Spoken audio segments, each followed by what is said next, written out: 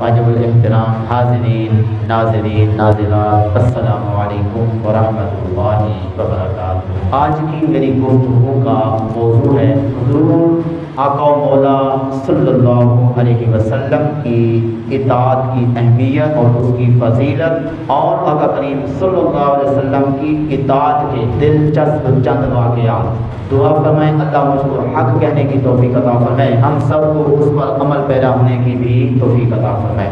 اللہ تبارک و تعالی نے 5ویں پارے کے اندر ارشاد فرمایا، یا ایھا الذین آمنوا اطیعوا اللہ واطیعوا الرسول واولی الامر منکم، اے ایمان والو تم اللہ کی فرما برداری کرو اور رسول کریم صلی اللہ علیہ وسلم کی فرما برداری کرو، اور اپنے میں سے جو حکم والے ہیں تم ان کی فرما برداری کرو۔ اس آیت مقدسہ میں اللہ پاک نے اپنے محبوب صلی اللہ علیہ وسلم کی فرما برداری کرنے کا حکم دیا، اور ساتھ ساتھ اولی الامر کی فرما برداری کرنے کا بھی فرمایا۔ اولی الامر سے مراد ایک قول کے مطابق علماء اور فقہاء اور مفتیان کرام ہیں، جو شریعت کے دائرے میں رہ کے علماء فقہاء بزرگان دین کوئی آرڈر جاری کریں تو عوام کو اس آرڈر پہ بھی عمل کرنا چاہیے۔ جائے کہ آج کل علماء سے الٹا منوایا جاتا ہے، ان کی مانی نہیں جاتی، حالانکہ حکم کیا ہے کہ علماء کی بات سنی جائے اور اس بات پہ عمل کیا جائے، لیکن آج کل اس کا الٹ ہے۔ کوئی مسئلہ شریعت کے مطابق بتایا جائے تو وہ اپنی من مانی کرنے کے لیے کہتے ہیں مولوی صاحب کوئی راہ نکالو اس کے لیے، یہ تو ہمارے لیے بہت مشکل ہوگی، تم جو بھی کوشش ہو سکتی ہے کر کے تم جو ہے کوئی راستہ نکالو ہمارے لیے آسانی کا۔ جس طرح کہ ایک بندہ 3 طلاقیں دے دیتا ہے، پھر بتایا جاتا ہے 3 طلاقوں پر بیوی فارغ ہو گئی، اب کوئی صورت نہیں ہے پاس رکھنے کی، اس پر کہا جاتا ہے نہیں نہیں کوئی صورت نکالو، چھوٹے چھوٹے بچے ہیں، بچے رل جائیں گے، اور اس طرح گھر کے اندر بڑی پریشانی ہوگی، افراتفری ہوگی، تم کوئی صورت نکالو۔ بھئی کیسے صورت نکلے؟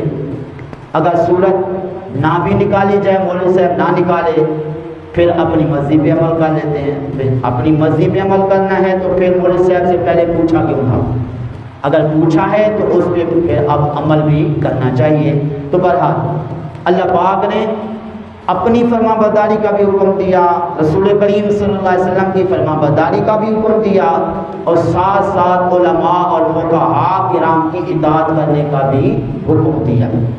اسی طرح 9ویں پارے کے اندر اللہ پاک نے ارشاد فرمایا، یا ایھا الذین آمنوا اطیعوا اللہ ورسولہ ولا تولوا عنہ وانتم تسمعون، اے ایمان والو تم اللہ کی بھی فرما برداری کرو اور اس کے رسول کریم صلی اللہ علیہ وسلم کی بھی فرما برداری کرو، اور اس فرما برداری سے منہ نہ پھیرو۔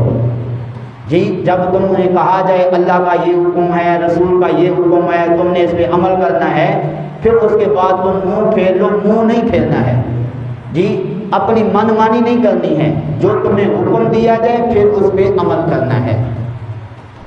اور 10ویں پارے میں ارشاد فرمایا، وَأَطِيعُوا اللَّهَ وَأَطِيعُوا الرَّسُولَ وَلَا تَنَازَعُوا فَتَفْشَلُوا وَتَذْهَبَ رِيحُكُمْ، تم اللہ تعالیٰ کی فرما برداری کرو، رسول کریم صلی اللہ علیہ وسلم کی فرما برداری کرو، اور تم آپس میں جھگڑو نہیں۔ اللہ کی فرما برداری بھی کرنی ہے، رسول کریم صلی اللہ علیہ وسلم کی فرما برداری بھی کرنی ہے، آپس میں جھگڑنا نہیں ہے، آپس میں لڑائیاں نہیں کرنی ہیں۔ کیوں؟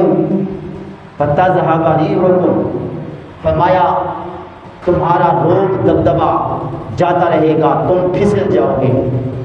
وَاصْبِرُوا إِنَّ اللَّهَ مَعَ الصَّابِرِينَ، تم صبر کرو، اللہ تعالیٰ صبر کرنے والوں کے ساتھ ہیں۔ اس آیت مقدسہ میں اللہ پاک نے اپنی فرما برداری کا، اپنے رسول کریم صلی اللہ علیہ وسلم کی فرما برداری کا حکم دیا، ساتھ ایک عمل سے روکا۔ وہ کیا عمل ہے؟ وہ ہے آپس میں جھگڑا کرنا۔ اگر ویسے کوئی بات ہو جاتی ہے، پیار محبت سے اس پہ عمل ہو سکتا ہے، تو کیا ضرورت ہے کسی سے جھگڑنے کی؟ فرمایا تم آپس میں جھگڑو نہیں۔ مسجد کے نمازی ہیں، فرمایا تم آپس میں نہ جھگڑو۔ گھر کے اندر میاں بیوی ہیں، فرمایا نہ جھگڑو آپس میں۔ کیوں؟ فرمایا تمہاری عزت ہوگی محلے کے اندر، معاشرے کے اندر، اگر تم جھگڑا کرو گے کہیں پہ بھی تمہارا وہ روب دبدبہ اور عزت چلی جائے گی، پھر تمہیں عزت کی نگاہ سے کوئی نہیں دیکھے گا۔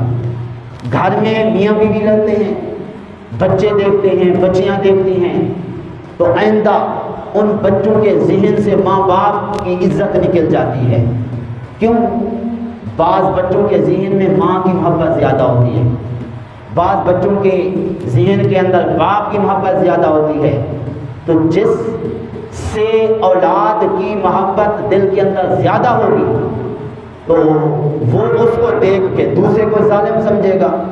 تو اس طرح اگر ماں کی محبت ہے تو باپ کو برا سمجھے گا، باپ سے محبت ہے تو ماں کو برا سمجھیں گے۔ تو اس طرح فرمایا کہ روب دبدبہ ختم ہو جائے گا، تم پھسل جاؤ گے، اس لیے تم نے جھگڑنا نہیں ہے۔ پیار محبت سے کوئی معاملہ، کوئی فیصلہ کرنا ہے کر لیا کرو، لیکن لڑو نہیں اور جھگڑو نہیں۔ اور فرمایا صبر کرو، یعنی اگر کسی کی طرف سے کوئی سخت بات ہو بھی گئی ہے اس بات پر تم نے جھگڑنا نہیں ہے، صبر سے اور صبر کے دائرے میں رہتے ہوئے تم اس بات کو سنو اور آگے اس کا جو نتیجہ ہوگا اس نتیجے کے سلسلے میں جو کوشش ہو سکتی ہے وہ کرو۔ لہٰذا ہمیں لڑنا نہیں چاہیے، پیار محبت سے جو کام ہو سکتا ہے وہ کر لینا چاہیے۔ مثال کے طور پہ جی بیوی نے اگر کوئی سخت بات کر دی تو اب میاں کہے تو چوری ہو رہی ہے، کمال ہے، میں تیرا میاں ہوں، تو یہ کیسی باتیں کر رہی ہے؟ ہاں بھی ٹھیک ہے وہ باتیں کر رہی ہے، کبھی میاں صاحب کو بھی سخت باتیں کر لیتے ہیں تو وہ بھی برداشت کر لیتی ہیں جی۔ اگر آج بیوی نے بات کر دی ہے تو پھر برداشت کرنا چاہیے۔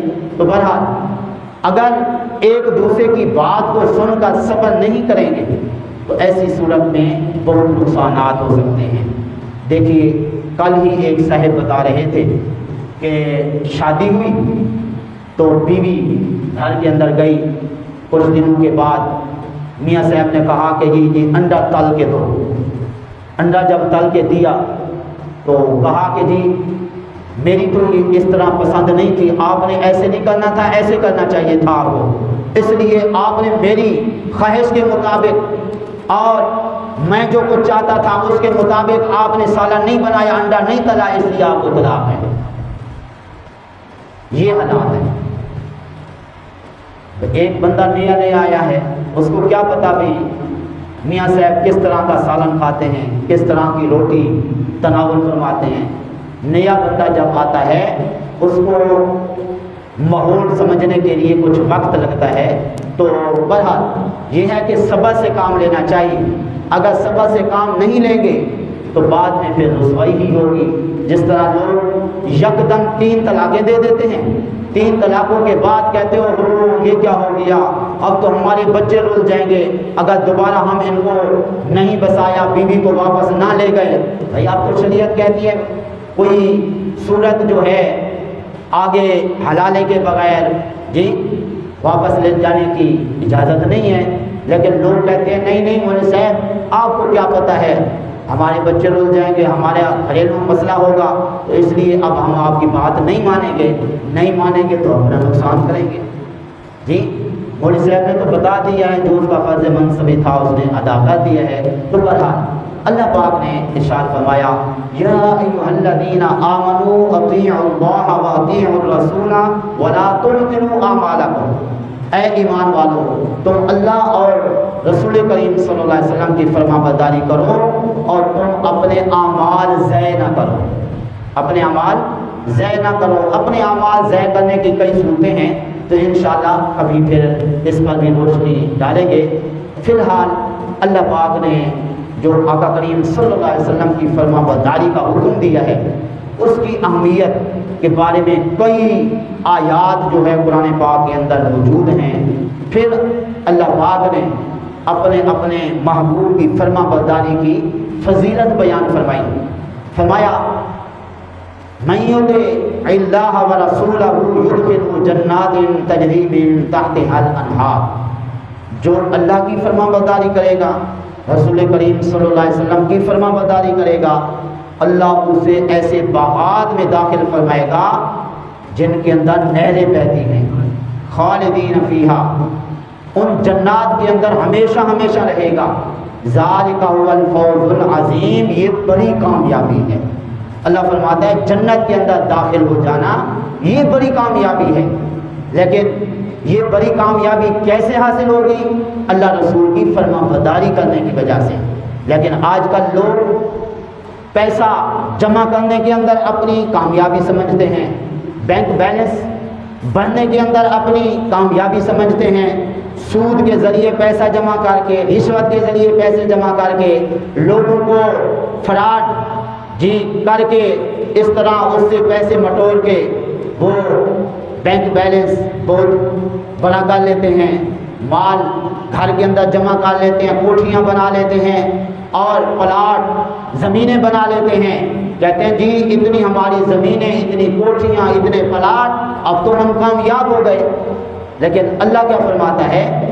کامیابی یہ نہیں ہے کہ لوگوں کو لوٹ کے، رشوت لے کے، سودی کام کر کے تم اپنی جائیداد بنا لو، یہ کامیابی نہیں ہے، یہ تمہارے رسوائی کا سبب ہے۔ تم آخر کب تک دنیا میں رہو گے؟ ناجائز مال کما کے، جائیداد بنا کے تم چھوڑ جاؤ گے، پیچھے نہ جانے کے کہاں کہاں تمہاری وہ جائیداد استعمال ہوگی، لیکن تم اس جائیداد کی وجہ سے جس کو حرام مال کما کے تم نے حاصل کیا اور پیچھے چھوڑ کے گئے، اس کی وجہ سے قبر میں بھی عذاب اور میدان محشر میں بھی عذاب، آگے جہنم کا عذاب۔ تو اس طرح فرمایا یہ کامیابی نہیں ہے۔ تو اس لیے ہمیں وہ کامیابی دیکھنی چاہیے جو ہمارے رب نے کامیابی فرمائی ہے۔ اب وہ کامیابی کیا ہے؟ فرمایا جنت کے اندر داخل ہو جانا۔ پھر جنت کے داخلے کے لیے فرمایا لِمِثْلِ هَذَا فَلْيَعْمَلِ الْعَامِلُونَ، اسی جنت میں داخلے کے لیے عمل کرنے والوں کو عمل کرنا چاہیے کہ جنت کے اندر کون کون سے عمل لے جائیں گے، اللہ تعالیٰ کی رحمت کے حاصل ہونے کا کون کون سا عمل سبب بنے گا، اسی کو بندہ اپنائے اور اس طرح بہت بڑی کامیابی یعنی جنت کے اندر داخلے کا جو ہے وہ حصول کر لے۔ تو اس لیے حضرات گرامی یہی بات ذرا اچھی طرح ذہن نشین فرما لیجیے۔ کچھ لوگ جب دیکھتے ہیں نا کہ ایک بندہ شراب نوشی کرنے والا ہے، زناکار ہے، بدکاری کرنے والا ہے اور سود خور ہے، رشوت خور ہے، ناجائز کام کرتا ہے اور اس کے پاس بہت سارا مال بھی جمع ہو جاتا ہے، بڑے جناب مکانات، کوٹھیاں اور بلڈنگیں اور زمینیں، پلاٹ، تو بندہ کہتا ہے یہ غلط کام کرتا ہے، اس کے باوجود اتنی جائیداد اس کی بھی ہو گئی ہے، اس کا مطلب اللہ تبارک و تعالیٰ راضی ہے اس پہ۔ اگر اللہ تعالیٰ راضی نہ ہوتا تو اتنی دولت، اتنا مال، اتنی کوٹھیاں اس کو کیسے حاصل ہوتی؟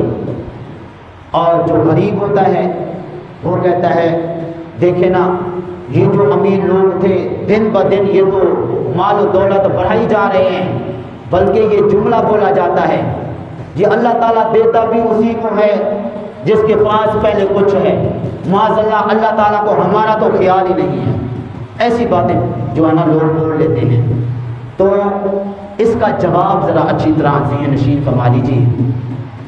جس کو اللہ تبارک و تعالیٰ برے کام کرنے کے باوجود مال دے رہا ہے، اللہ اسے بھی آزماتا ہے، اور جسے اللہ تبارک و تعالیٰ غربت میں رکھتا ہے اور محتاجی میں رکھتا ہے، اس کو غریب، مسکین، فقیر بناتا ہے، اس میں بھی اللہ تبارک و تعالیٰ اس غریب محتاج کو آزماتا ہے کہ یہ میرا غریب بندہ غربت میں رہ کے کتنا میرا شکریہ ادا کرتا ہے، کتنا صبر کرتا ہے، اور کسی کو اگر مال زیادہ دیتا ہے اس کو بھی آزماتا ہے۔ لیکن قربان جائیں اللہ تبارک و تعالیٰ کی عظمت و شان پر، اس کے کرم اور فضل پر۔ جس کو مال کم دیتا ہے اللہ تبارک و تعالیٰ کی طرف سے اس کے ساتھ بھی بھلائی ہے، جس کو مال زیادہ ملتا ہے اس کے ساتھ بھی بھلائی ہے۔ وہ بھلائی کیا ہے؟ اللہ تبارک و تعالیٰ فرماتا ہے میں اپنے بندے کو دیکھتا ہوں کہ اس کا ایمان کس حال میں محفوظ رہتا ہے۔ اگر اس کا ایمان غربت کے اندر محفوظ رہتا ہے میں اس کو غریب بنا دیتا ہوں، اگر اس کا ایمان مال و دولت کی صورت میں محفوظ رہتا ہے میں اس کو مال و دولت سے نواز دیتا ہوں۔ تو پتہ چلا ہر صورت میں اللہ پاک کا ہمارے اوپر فضل ہوتا ہے، ہمارے اوپر کرم ہوتا ہے، وہ ہمارا ایمان محفوظ کرنا چاہتا ہے۔ اس لیے کسی کو غربت آ جائے اور آمدنی کم ہو جائے، ایک وقت کا اگر کھانا نہ ملے تو اس کو شور نہیں مچانا چاہیے۔ آخر ایک وقت وہ بھی تو تھا 4 5 ڈشیں ایک وقت میں سامنے آتی تھی، وہ تناول کرتے تھے۔ اگر کچھ وقت کے لیے غربت آ گئی ہے، ایک وقت کا کھانا نہیں مل رہا تو کوئی بات نہیں ہے، یہ سمجھا جائے کہ رب تعالیٰ ہم کو آزما رہا ہے۔ تو بہرحال حضرات گرامی، اللہ پاک نے ارشاد فرمایا جو میری فرما برداری کرے گا، میرے محبوب صلی اللہ علیہ وسلم کی فرما برداری کرے گا، میں اس کو کیا عطا کروں گا؟ فرمایا جنات کے اندر داخلہ عطا فرما دوں گا، اور ان جنات کے اندر یہ جو میری اور میرے محبوب کی فرما برداری کرنے والے ہیں وہ ان میں ہمیشہ ہمیشہ رہیں گے۔ جب جنت میں پہنچ جائیں گے پھر ان کو نکالا نہیں جائے گا۔ ٹھیک ہے، مسلم شریف کی حدیث ہے، آقا کریم صلی اللہ علیہ وسلم نے ارشاد فرمایا جو آخر میں جنت میں جائے گا نا میں اس کو جانتا ہوں۔ جی لوگ تو کہتے ہیں دیوار کے پیچھے تک کا حضور کو پتہ نہیں ہے، حضور فرماتے ہیں جو جنت میں آخر میں جائے گا وہ اس کا بھی مجھے پتہ ہے۔ پھر فرمایا وہ کون ہوگا، اس کی کیا کیفیت ہوگی؟ آپ صلی اللہ علیہ وسلم نے فرمایا ایک شخص ہوگا جنت کے اندر آخر میں جانے والا، اس کے سامنے اللہ ایک خوبصورت درخت پیدا فرما دے گا، اس کو دیکھ کر کہے گا مولا مجھے اس درخت کے نیچے جانے دے، میرے عمل تو ہیں نہیں جنت میں جانے کے لیے، جانا تو میں نے دوزخ میں ہی ہے، چلیں یہ درخت تو نے پیدا فرما دیا ہے، میں اگر چلا جاؤں گا اس کو دیکھ لوں گا تو تیری رحمت کے خزانے میں کون سی کمی آ جائے گی، تو مجھے جانے دے۔ اللہ فرمائے گا پھر اور سوال تو نہیں کرے گا، کہے گا نہیں کروں گا۔ اللہ فرمائے گا ٹھیک ہے چلا جا۔ ادھر جب پہنچے گا اللہ اور آگے درخت پیدا فرمائے گا جو اس سے زیادہ خوبصورت ہوگا، کہے گا مولا ادھر بھی جانے دے۔ اللہ فرمائے گا دنیا میں بھی وعدہ خلافیاں کرتا رہا، ادھر پھر وعدہ خلافیاں شروع کر دی ہیں، پھر کہے گا مولا تیری رحمت میں کون سی کمی آ جائے گی۔ اللہ فرمائے گا چلو چلا جا۔ ادھر پہنچے گا وہاں سے جنتی لوگوں کی آوازیں سنے گا، جب جنتی لوگوں کی آوازیں آئیں گی سنے گا، کہے گا مولا مجھے اس جنت کے اندر جا کے جھانکنے تو دے، تیری جنت ہے کیسی، تیری جنت کیسی۔ اللہ فرمائے گا پھر ادھر جا کے باہر آ جائے گا نا، میں کہاں آ جاؤں گا۔ جب اندر جائے گا دیکھ لے گا، اپنی تسلی پوری کر لے گا، اللہ فرمائے گا چل باہر، کہے گا مولا تیری رحمت گوارا کرتی ہے، اندر آ کے باہر چلا جاؤں۔ یہ اللہ تعالیٰ کی خاص رحمت کرم، لیکن ہر ایک کے لیے نہیں۔ کوئی بندہ سمجھے چلے جی اللہ اتنا کریم تو ہے، میں نماز کیوں پڑھوں، زکوٰۃ کیوں دوں، حج کیوں کروں، روزے کیوں رکھوں، یہ اللہ تعالیٰ کی عظمت و شان جی آقا کریم صلی اللہ علیہ وسلم نے بیان فرمائی۔ اللہ کا فضل بھی ہوگا، کرم بھی ہوگا، رحمت بھی ہوگی، لیکن اسی کے لیے جس کے لیے وہ چاہے گا، جی جس کے لیے وہ پسند فرمائے گا۔ تو بہرحال میں عرض کر رہا تھا جنت میں جانے کے بعد پھر اس کو باہر نہیں نکالا جائے گا، اس لیے اللہ نے فرمایا خالدین فیہا، ان باغات میں ہمیشہ ہمیشہ رہیں گے، اور ان باغات کے اندر رہنا اور ان باغات کے اندر جنتوں کے اندر داخل ہو جانا، فرمایا یہ بہت بڑی کامیابی ہے۔ تو اس کامیابی کو حاصل کرنے کے لیے جنت میں جی داخلہ کے حصول کے لیے بڑی محنت درکار ہے اور بڑی بھاگ دوڑ کی ضرورت ہے۔ ٹھیک ہے، آج اگر کوئی بندہ دکان پہ اپنی پسند کی چیز لینے کے لیے جائے، جب تک جیب میں کچھ نہیں ہوگا اس وقت تک دکان سے وہ لا نہیں سکتا ہے۔ اس لیے جنت جو ہے وہ اتنی سستی نہیں ہے جتنی ہم نے سمجھ رکھی ہے، اس کے حصول کے لیے بڑی محنت کی ضرورت ہے، اللہ کی فرما برداری کرنی ہے، رسول کریم صلی اللہ علیہ وسلم کی فرما برداری کرنی ہے۔ اسی طرح اللہ پاک نے ارشاد فرمایا وَأَطِیعُوا الرَّسُولَ لَعَلَّکُمْ تُرْحَمُونَ، तुम रसूल करीम सल्लल्लाहु अलैहि वसल्लम की फरमा बरदारी करो तो तुम पर रहम किया जाएगा, अल्लाह की खास रहमत तुम पे नाजिल होगी। तो इसलिए जब करीम आका सल्लल्लाहु अलैहि वसल्लम की फरमा बरदारी करने की हम लोग कोशिश करेंगे तो इंशाअल्लाह इसी फरमा बरदारी की बरकत से हमें जन्नत में दाखिला मिल जाएगा और बड़ी कामयाबी जो है वो हमें हासिल हो जाएगी। अब कुछ मिसालें कि आका करीम सल्लल्लाहु अलैहि वसल्लम की फरमा बरदारी हमारे आका करीम सल्लल्लाहु अलैहि वसल्लम के सहाबा किराम ने किस कदर की, ताकि इन चंद बातों को सुन के हमारे भी दिल के अंदर जज्बा पैदा हो जाए कि रसूल करीम सल्लल्लाहु अलैहि वसल्लम की फरमा बरदारी करते हुए और हुजूर की सुन्नत पर अमल करते हुए हमें शर्म नहीं आनी चाहिए और ये नहीं समझना चाहिए कि मुआशरे के अंदर तो हमारी इज्जत नहीं रहेगी। जिस तरह लोग कहते हैं दाढ़ी रख लेंगे तो इस तरह चेहरे की खूबसूरती ख़त्म हो जाएगी और इस तरह हुजूर की सुन्नत अदा करेंगे लोग हमें अच्छा नहीं समझेंगे। लेकिन याद रखिए आका करीम सल्लल्लाहु अलैहि वसल्लम की फरमा बरदारी, हुजूर की सुन्नत पर, हुजूर के फरमान पर अमल करने के अंदर ही बंदे की इज्जत है और बंदे को दुनिया के अंदर एहतराम मिलता है, प्यार मिलता है हुजूर की सुन्नत पर अमल करने के अंदर। आइए ज़रा तवज्जो से चंद बातें समाअत फरमाइए जो कि आका करीम सल्लल्लाहु अलैहि वसल्लम की फरमा बरदारी करने की मिसालों के अंदर उनका शुमार होता है। सैयदना हज़रत सिद्दीक़ अकबर रज़ियल्लाहु ताला अन्हु आका करीम सल्लल्लाहु अलैहि वसल्लम की फरमा बरदारी किस तरह करते हैं। आका करीम सल्लल्लाहु अलैहि वसल्लम ने एक मरतबा हज़रत अबू बकर सिद्दीक़ रज़ियल्लाहु ताला अन्हु के सामने हज़रत बिलाल रज़ियल्लाहु ताला अन्हु की कैफियत बयान फरमाई कि मैं हज़रत बिलाल रज़ियल्लाहु ताला अन्हु को देख के आया हूँ, उसका जो मालिक है ना काफिर, वो गरम रेत के ऊपर उनको लिटा के उनको छड़ियाँ मार रहा था और हज़रत बिलाल रज़ियल्लाहु ताला अन्हु अहद अहद पुकार रहे थे, यानी अल्लाह ताला की वहदानियत बयान कर रहे थे और वो जो काफिर था उसका मालिक वो छड़ियों से मार भी रहा था और गरम रेत के ऊपर उसको लिटाया हुआ था। आका करीम सल्लल्लाहु अलैहि वसल्लम की इन बातों से हज़रत बिलाल रज़ियल्लाहु ताला अन्हु की आज़ादी के लिए हज़रत सिद्दीक़ अकबर रज़ियल्लाहु ताला अन्हु खुद ब खुद तैयार हो गए कि इस तरह आका करीम सल्लल्लाहु अलैहि वसल्लम ने ये नहीं फरमाया जाओ उनको आज़ाद करो, बस आका करीम सल्लल्लाहु अलैहि वसल्लम की गुफ्तगू सुनी ही थी, जाके बड़ी कीमत दे के हज़रत बिलाल रज़ियल्लाहु ताला अन्हु को आज़ाद करके हुजूर की बारगाह में आके अर्ज़ की कि मैंने हज़रत बिलाल रज़ियल्लाहु ताला अन्हु को आज़ाद कर दिया है। अब ज़रा गौर फरमाइए, अभी हुजूर ने उनको ये फरमाया नहीं जाके आज़ाद करो, सिर्फ हुजूर ने ये बताया ही था। हज़रत अबू बकर ये समझ गए कि हुजूर की चाहत है कि मैं जाके उनको आज़ाद कर दूं, तो इस तरह जाके हज़रत बिलाल रज़ियल्लाहु ताला अन्हु को आज़ाद किया। फिर लोग चेगोइयाँ करने लगे, चूचना करने लगे, तरह तरह के इल्ज़ाम लगाने लगे।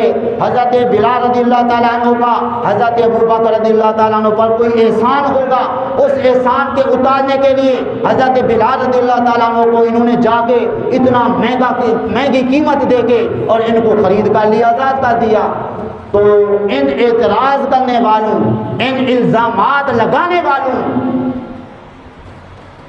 का अल्लाह पाक ने खुद जवाब इरशाद फरमाया, वमा लिअहदिन इंदहु मिन निअमतिन तुजज़ा, के फरमाया कि इन पर किसी का कोई एहसान नहीं था।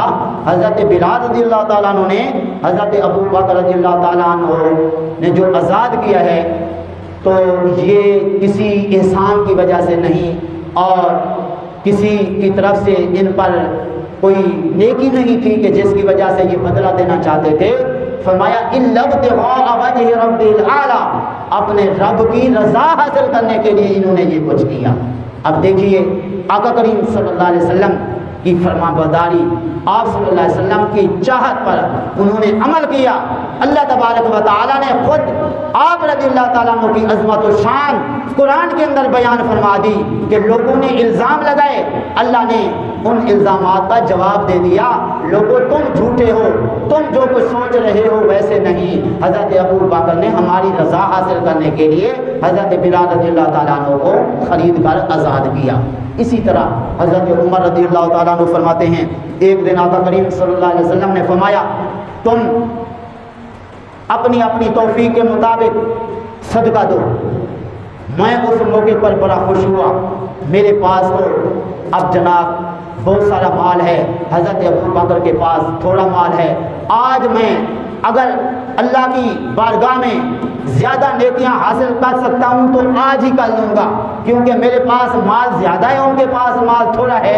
मैं आज ज़्यादा माल देकर ज़्यादा नेकियां हासिल कर लूँगा और सदका कर जाऊँगा। चुनाचे हज़रत उमर फरमाते हैं, मैं आधा माल घर का लेके हुजूर की बारगाह में आया। हुजूर ने पूछा, उमर कितना माल ले आए हो? मैंने आज की आधा माल छोड़ आया हूँ घर में और आधा ले आया हूँ। तो हज़रत अबू बकर रज़ियल्लाहु ताला अन्हु से जब हुजूर ने पूछा, उन्होंने अर्ज़ की, हुजूर घर के अंदर जो कुछ था वो सारे का सारा मैं ले आया हूँ। आप सल्लल्लाहु अलैहि वसल्लम ने फरमाया, घर के अंदर क्या छोड़ा है? अर्ज़ की, हुजूर मैं अपने घर में अल्लाह और उसके रसूल को छोड़ के आया हूँ, अल्लाह और उसके रसूल को छोड़ के आया हूँ। मतलब क्या कि हमें आका अल्लाह की रज़ा हासिल हो जाए, आपकी खुशनुदी हासिल हो जाए, हमारे लिए सब कुछ है। अगर अल्लाह रसूल की रज़ा हासिल ना हो हमारे लिए कुछ भी नहीं है।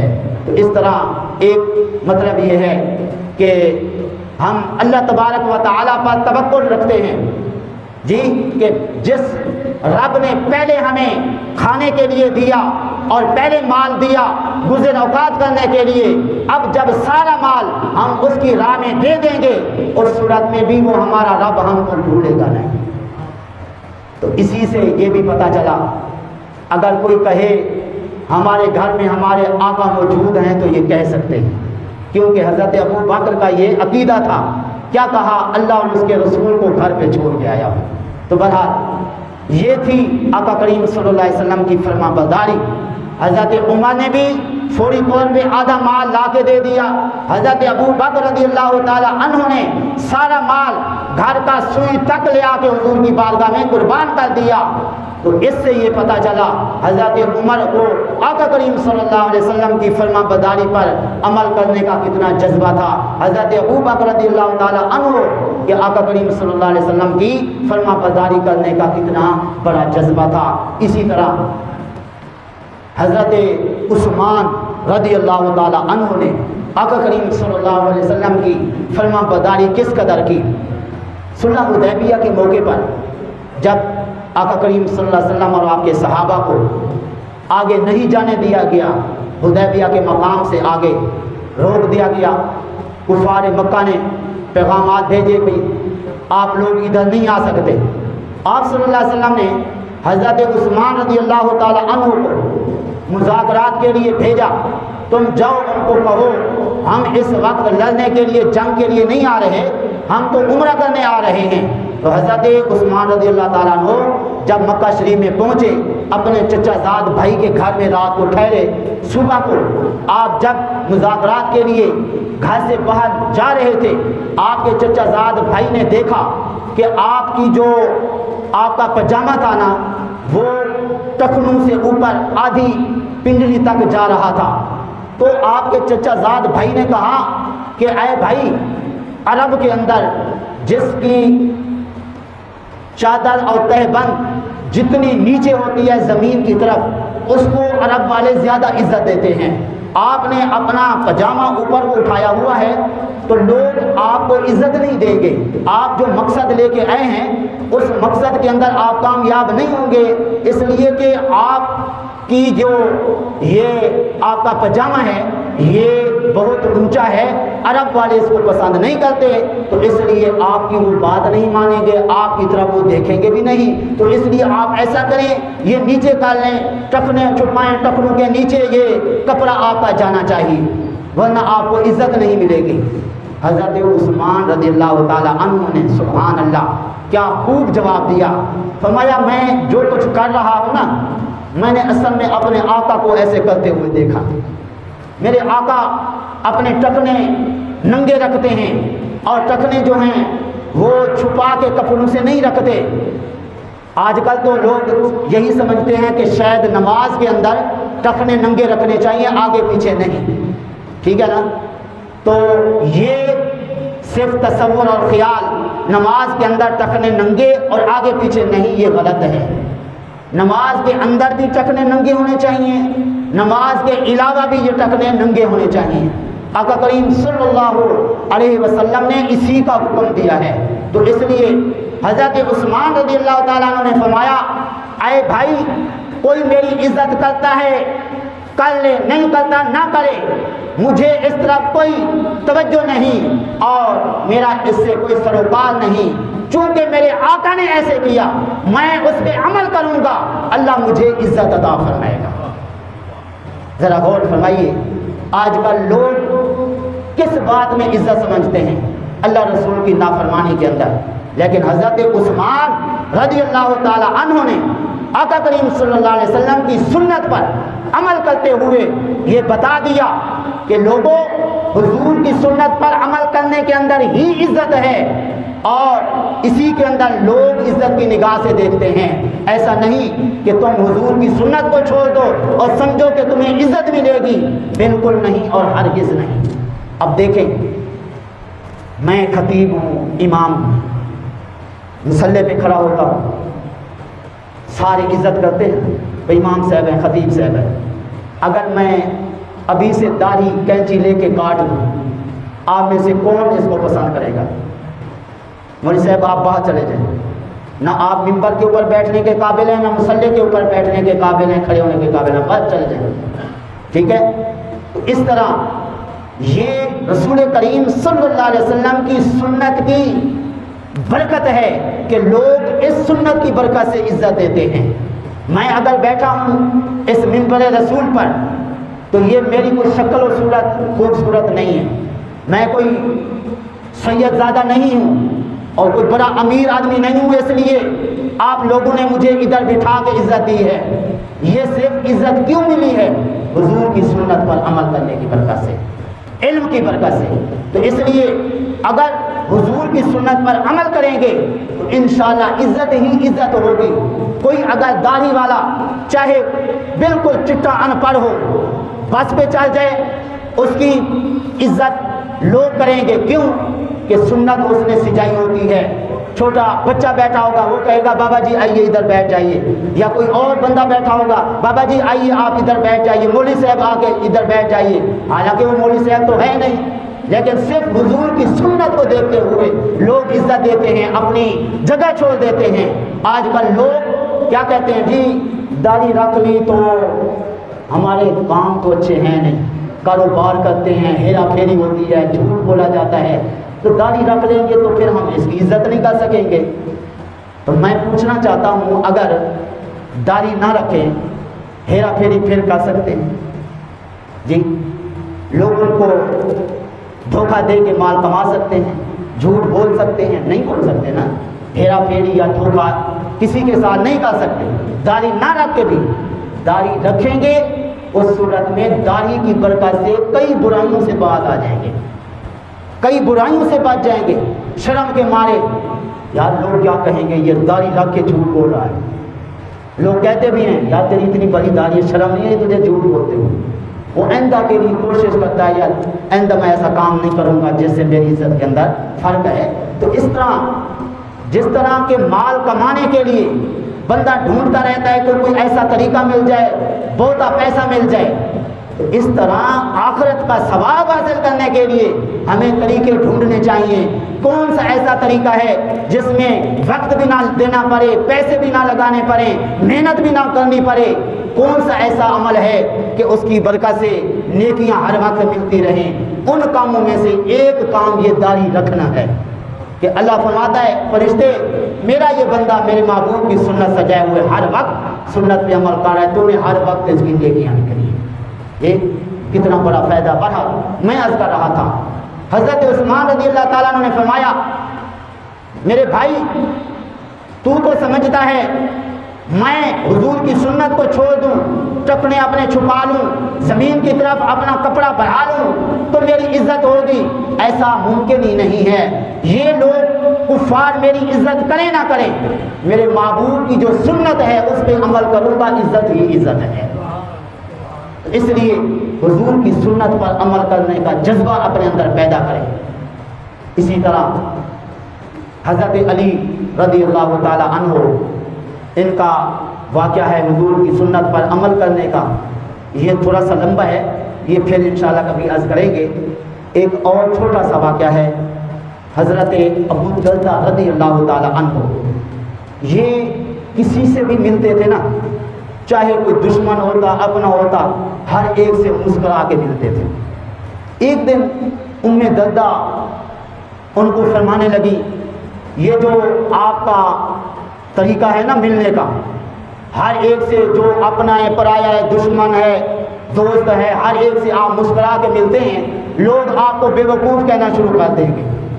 भाई इनको तमीज़ भी नहीं है, अक्ल भी नहीं है। चलो जो दोस्त है उससे तो मुस्कुरा के मिलें, तो दुश्मन से भी मुस्कुरा के मिलते हैं।